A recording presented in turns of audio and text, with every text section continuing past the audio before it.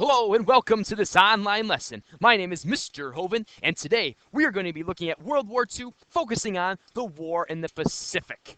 Last time we focused on the war in Europe, the European theater, and today we're going to switch gears to look at the conflict that arose between the United States and her allies and the Empire of Japan. So let's go ahead and get started. On December 7th, 1941, the same day Japanese forces attacked Pearl Harbor, they also launched attacks on Wake Island, Guam, as well as the Philippines, focusing their attacks on strategic naval bases of the United States. In the following days, Japanese landed in the Philippines and made advancements on American and Filipino troops, who were commanded by Douglas MacArthur, and forced these troops to retreat to the Bataan Peninsula in the Philippines. Now, the Philippines eventually fell to the Japanese soldiers and the Japanese fleet. A few months before the Philippines fell, MacArthur left the forces in the Philippines. He traveled to Australia to command Allied forces in the Pacific. He vowed to his troops, "I shall return." And on April 9th, 1942, the Allied troops defending Bataan surrendered. They were overwhelmed, they were starving without food, and many of them were sick with disease.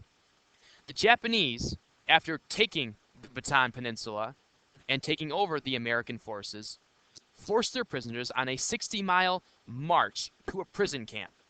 This was known as the Bataan Death March. Keep in mind, most of the prisoners were sick and near starvation, and many of them were forced on this walk and weren't able to continue walking as the Japanese wanted. About 76,000 prisoners started out on this Bataan Death March, but only about 54,000 made it to the camp. Along the way, they were beaten. If they slowed down, they were killed, as you can see here. And many of them died just because of exposure to the elements. The Japanese were not kind whatsoever to our soldiers. So the United States, the morale was low. And in order to kind of boost morale, in April 1942, 16 American bombers launched from an aircraft carrier in the Pacific bombed Tokyo. This daring raid, led by James Doolittle, had little military importance, but it lifted American spirits.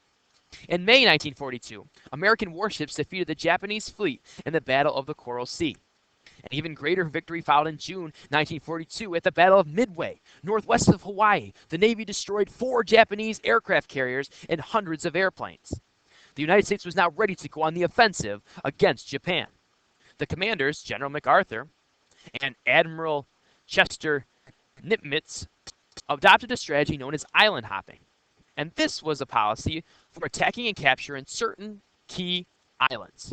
The United States then used these islands as bases for leapfrogging to others, moving even closer to the Philippines and toward Japan. Again, these islands would allow for bombing raids of Japan and would allow strategic military strongholds in the Pacific as well. In some other battles that took place because of island hopping, the first was at the Battle at Guadalcanal. Between August 1942 and February 1943, American forces engaged in a campaign for control of this island, which is one of the Solomon Islands. The Japanese put up stiff resistance, but the Americans finally secured the island. In June 1944, American forces captured Guam and other islands nearby. Guam provided a base for launching bombing strikes on Japan. And in October, American ships destroyed most of the Japanese fleet at the Battle of Leyte Gulf in the Philippines.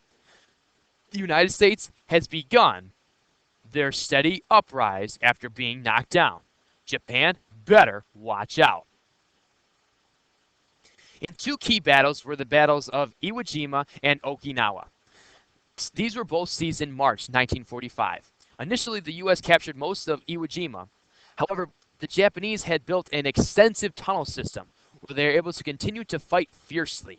And it took several months before the United States could actually raise the flag, as you see here on Iwo Jima. Thousands of Americans died fighting for these islands, and many thousands more were wounded. The Japanese began also using kamikaze, or suicide pilots, to crash into U.S. ships. These kamikaze pilots would load their planes up with explosives, crash them into U.S. aircraft carriers or other small ships in hopes of sinking them. And they were actually pretty effective.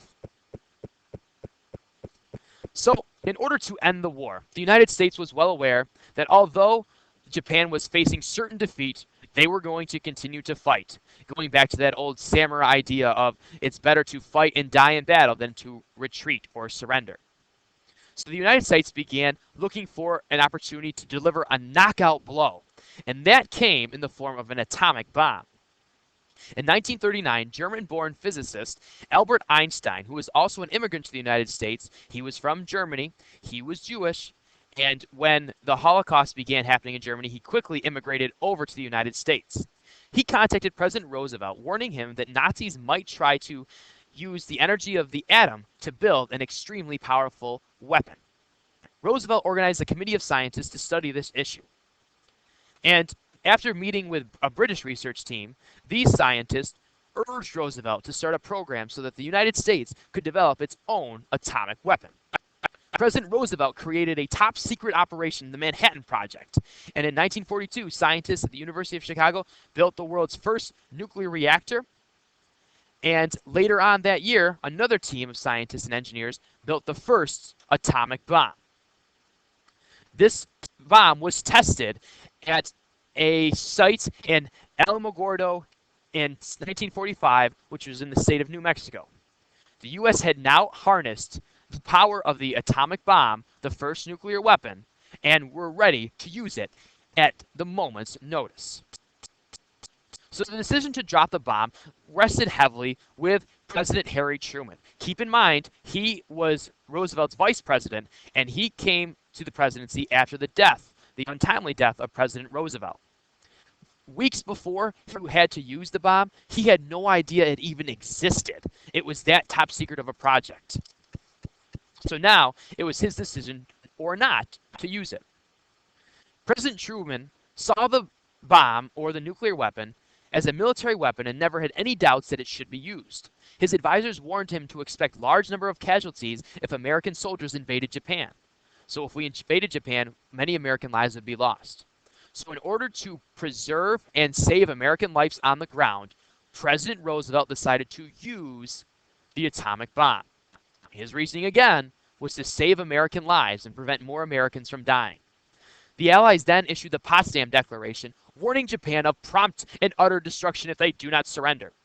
Japanese refused to surrender, and the decision was made to drop the bomb. So, on August 6, 1945, an American B-29 bomber dropped an atomic bomb on the Japanese city of Hiroshima. 3 days later, a second bomb was dropped in the city of Nagasaki.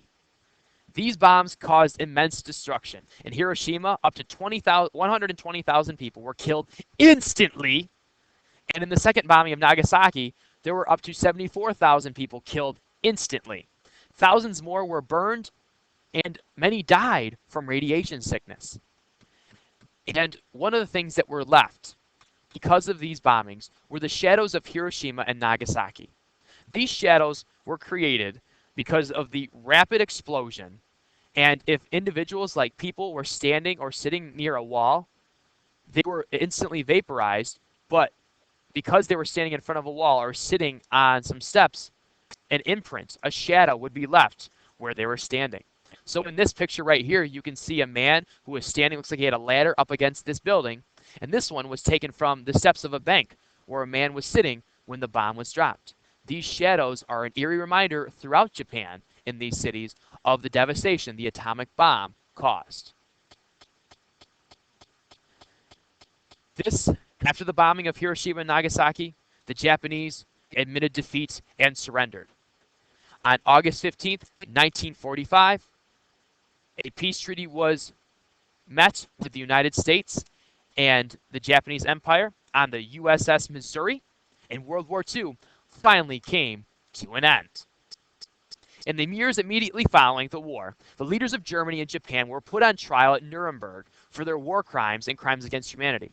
We will look at those along with the horrors of the Holocaust next time. Hope you enjoyed the online lesson. Have a good day, and we'll see you then.